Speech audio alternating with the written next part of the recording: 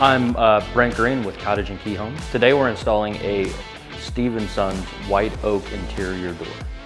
Before you start, gather your tools. Something important to know when installing an interior door is to make sure that the rough opening is square and plumb before you start. Next, shim and nail hinge side to ensure the door is centered and plumb. Next, I actually install the door into the rough opening.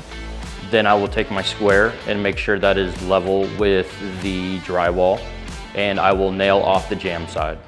I then move to the lock side and start shimming the door and checking, making sure that the reveal is consistent throughout the door. Then I will take my square and make sure that is level with the drywall, and I will nail off the jamb side.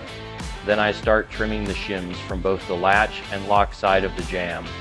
Check the door that it opens and closes properly. After the door is installed, I will then add trim to the sides and top and base around the door.